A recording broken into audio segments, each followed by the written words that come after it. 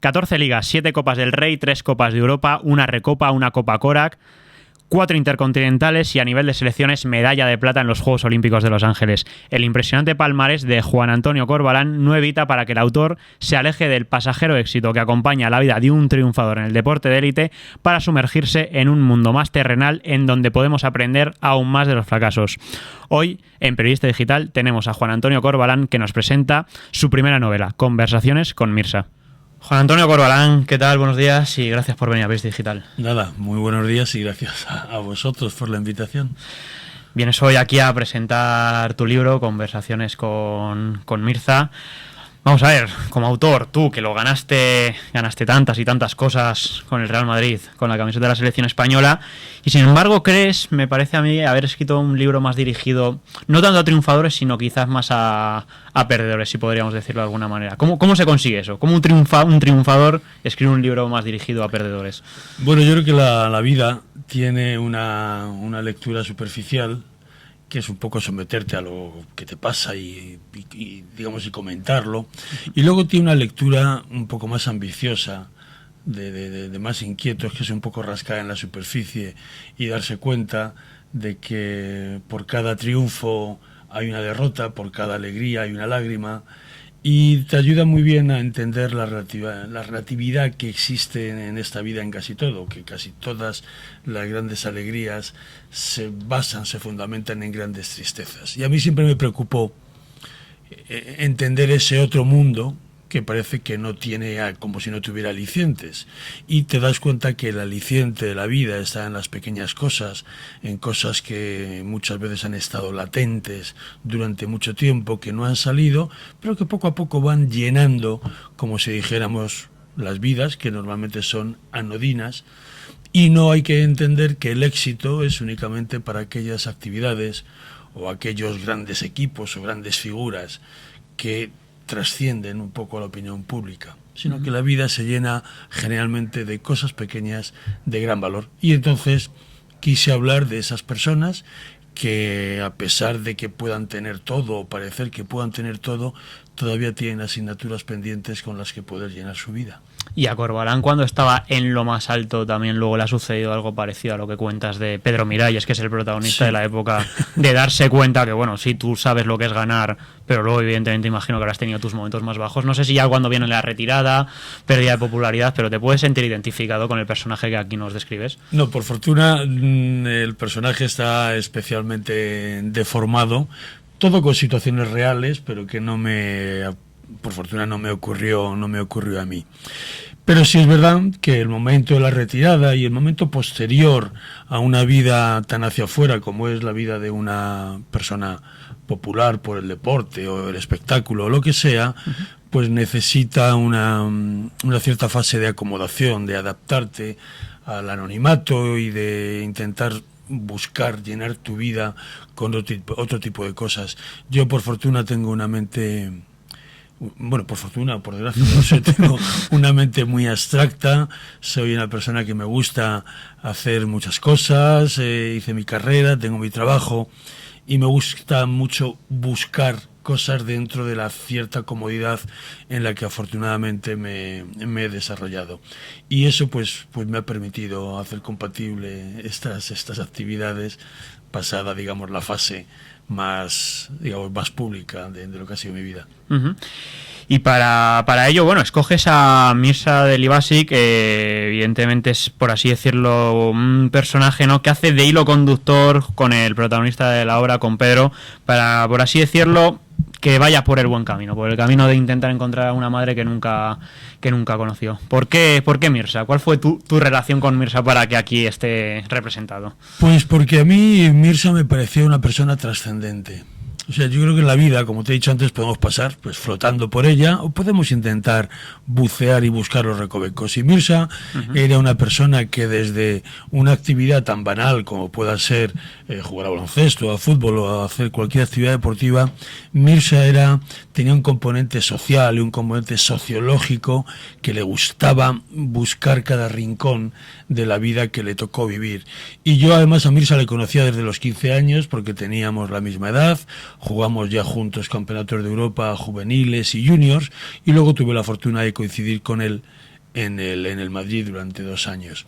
Y bueno, me pareció una persona muy interesante, una persona con la que hablé mucho y no de deporte. Lo bonito que tenía Mirza es que pocas veces cuando nos veíamos fuera de lo que era el entrenamiento, el deporte era el elemento, el nexo de unión entre todos. Pues si la gente se piensa que a veces los exjugadores cuando se ven solo hablan de lo suyo, ¿no?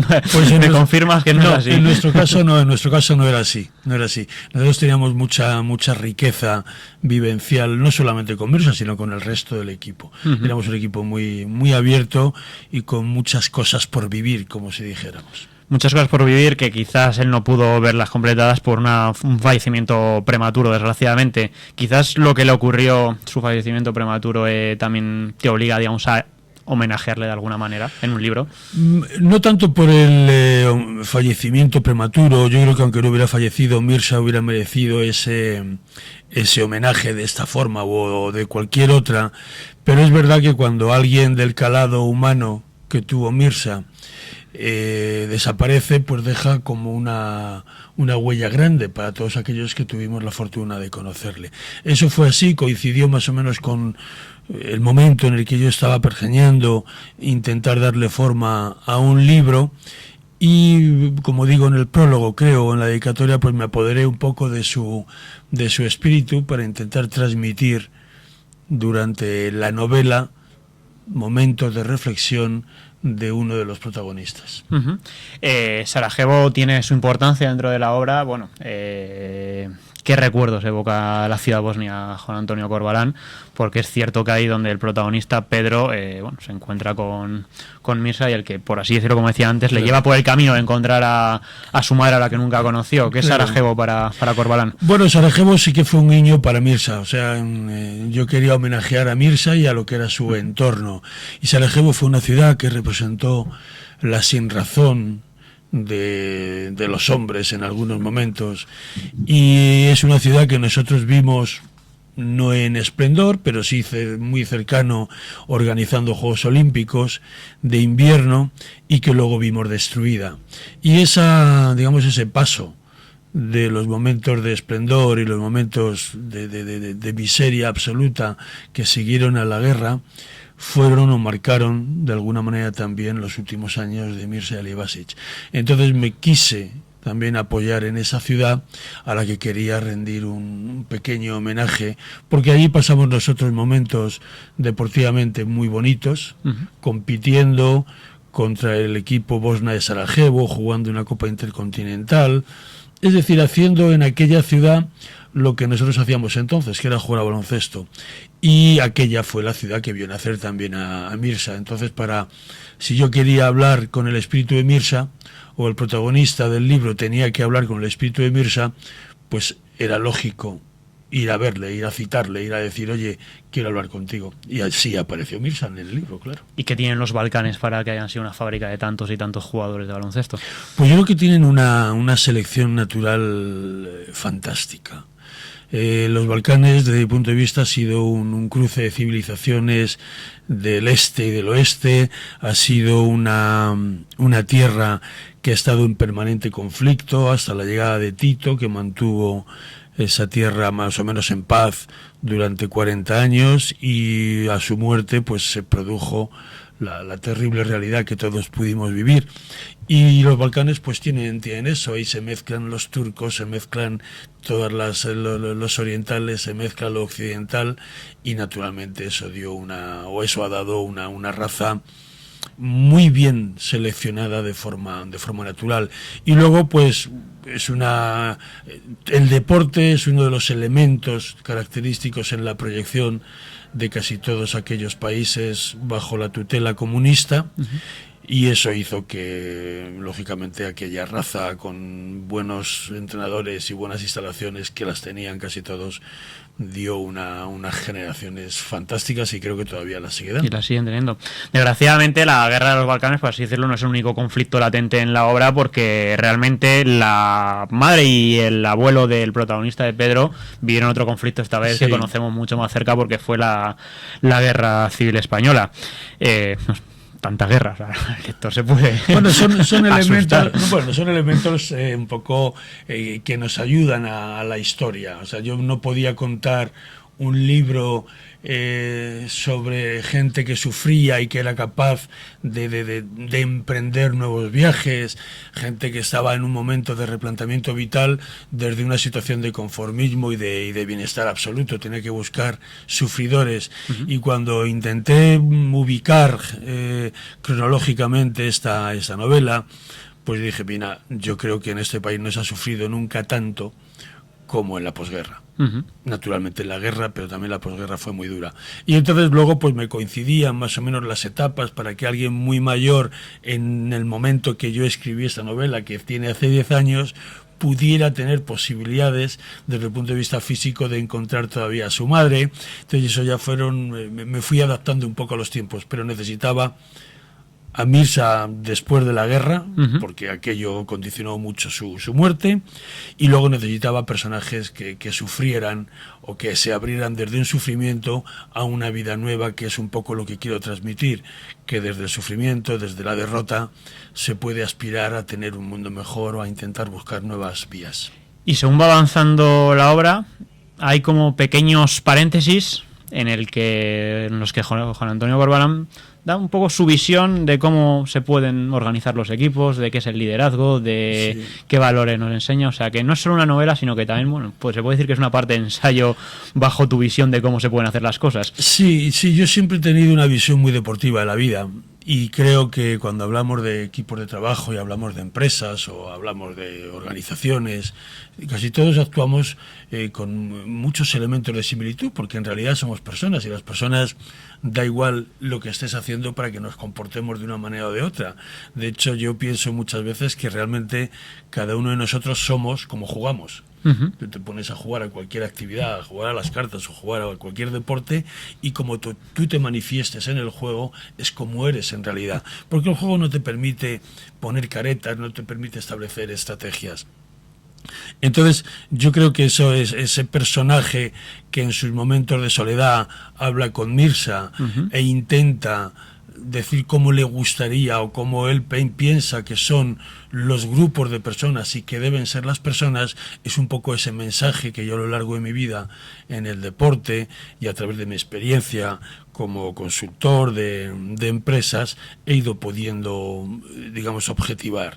Y creo, efectivamente, que más que un calado deportivo o empresarial, yo quiero darle a todo eso un elemento, un marco de reflexión puramente social. Yo entiendo que la sociedad entera es un deporte no, la sociedad entera es un equipo, y que incluso aquellos que compiten contra ti forman parte de elementos necesarios para que tú puedas dar el máximo, y que además al final de todo esto, al final de todas las actividades, es la sociedad en total la que se enriquece o se empobrece en función del compromiso y en función de las actitudes ante la vida que tomamos cada uno de nosotros. En la obra se pone manifiesto un problema que, por así decirlo, sigue vigente en España, ¿no? Y es que hay personas que todavía no saben qué fue de sus familiares tras la guerra civil. Un problema actual, no sé, ¿intentas dar algún tipo de mensaje? No, porque como te he dicho, este libro se escribió mucho antes de esto de la recuperación de la memoria y esas cosas. Es de hace 10 años, ¿no? Me decía Sí, este libro cuando este libro está escrito como a principios del año 2000. Pues lógicamente no está ubicado en eso. A mí, de cualquier manera, con este tema que tanto ha dado que hablar, me parece que es muy lógico en las familias de las personas que tienen personas desaparecidas, pero que no hace falta hacer algo tan reivindicativo, algo tan público. Es decir, para mí es de sentido común que cualquier gobierno de cualquier país facilite que alguien pueda llegar a los restos de sus seres queridos. Y dicho esto, da igual, no hay que darle tanto un gobierno de derechas como un gobierno de izquierdas. Es un concepto más de país que de ideología política. Esta entrevista se desarrolla justo un día después de una huelga general. Juan Antonio, hablando de las distancias, ¿notas que estamos alcanzando unos niveles de crispación y división que recuerdan a épocas pretéritas? No, yo no lo creo, ni mucho menos. Aunque hay una parte, digamos, de nuestra sociedad o incluso de algunos medios que quieren remarcarlo así, yo creo que estamos en un momento muy malo, un momento que nos hemos buscado nosotros, un momento donde nuestros políticos y algunos de nuestros políticos y algunos de nuestros financieros no han dado su mejor cara. Y por lo tanto el resto de la sociedad, como te decía antes, somos todos un equipo y hemos sufrido que nuestra clase dirigente en muchos casos, el entrenador, por así decirlo, bueno, el entrenador o directivos o gente muy significada que no cumplió y que no tuvo ese compromiso social o esa actitud de servicio para la gente, pues haga que el resto del país sufra.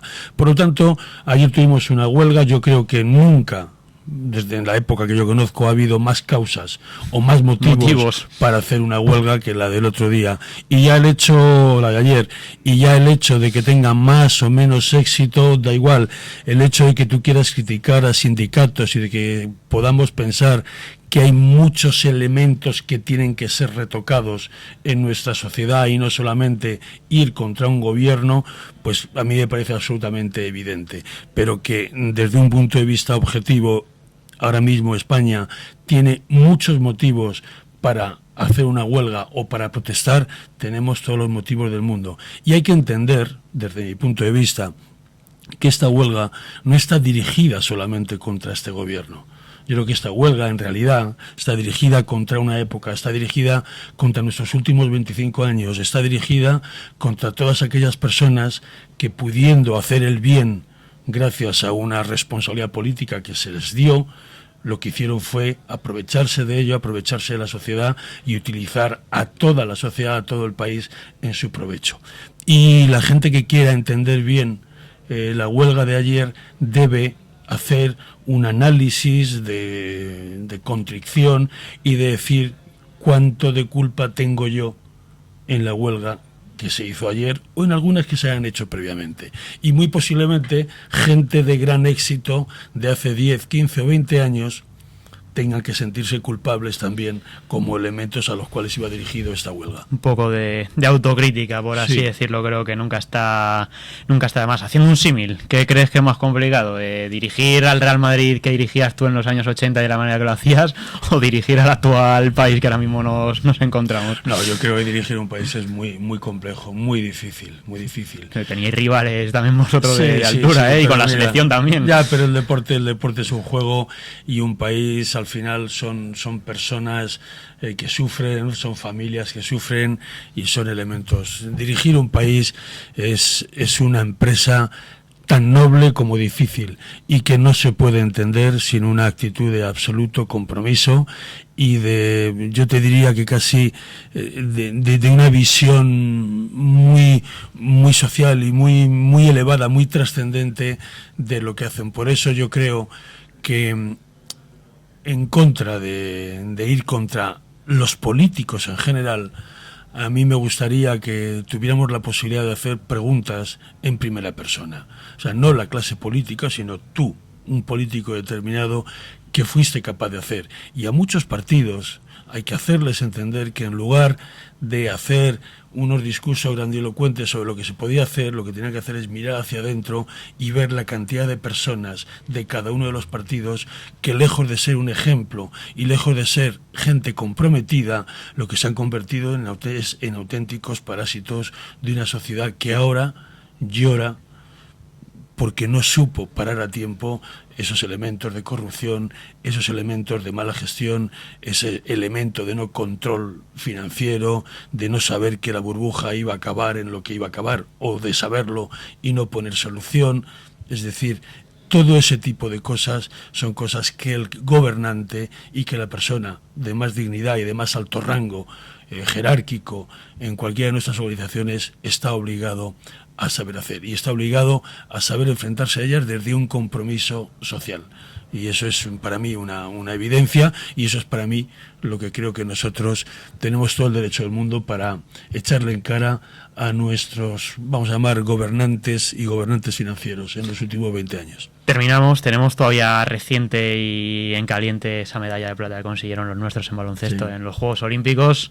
Es el ejemplo de Gasol, Navarro, Felipe Reyes y compañía el camino en el que nos podemos fijar para salir de esta. Pues hombre, es un ejemplo, pero tampoco hay que mitificar las cosas. No estás del todo de acuerdo con fijarnos en los éxitos de nuestros deportistas. Sí, pero eso te puede llevar a una visión que es también errónea en nuestra sociedad. Yo creo que las sociedades se tienen que ver en aquellos servicios que somos capaces de dar a nuestros propios conciudadanos. Y entonces yo creo que a mí, pues por ejemplo, yo creo que tenemos unas instalaciones magníficas en este país, pero más que un premio Nobel en medicina, me gustaría tener una sanidad fantástica para que la gente pueda utilizarla y me duelen especialmente cualquier tipo de recortes en sanidad o en te toca de cerca porque por si alguien no lo sabe, también la medicina ha sido parte tuya. Sí, sigue siendo. Pero lo que quiero decir es que en la sociedad hay cosas realmente importantes que son a las que nos tenemos que entregar. Y luego hay cosas que son bonitas para ver, como es el éxito de muchos de nuestros deportistas, porque en esos chicos también se pueden ver muchos de los valores de ese compromiso que te decía, de esa honradez, de esa ética que tenemos que estar demandando a la gente que tiene, digamos, jerarquía en nuestra sociedad. Y yo creo que hay 3 elementos fundamentales por los cuales se debe analizar a cada uno de nosotros: la dignidad como personas en momentos de soledad, donde tú sepas que has hecho lo que tenías que hacer de alguna manera; la ética, que lo que has hecho además pueda convivir con lo que es el interés social, que se entiende que hacer las cosas no solo por ti, sino para la sociedad, dentro de unos niveles, digamos, admisibles, y luego que entiendas la trascendencia, que cada una de nuestras vidas, aunque creamos que no, tiene mucha importancia para mucha gente. Y en esas 3 cosas, los chicos de nuestro deporte han podido ser ejemplo para toda nuestra sociedad. Pues Juan Antonio Corbalán, agradecemos mucho tu presencia aquí en Periodista Digital. Te deseamos mucha suerte con tu nueva faceta de escritor. Bueno, espero. Gracias por venir. Gracias. Un placer. Hasta luego.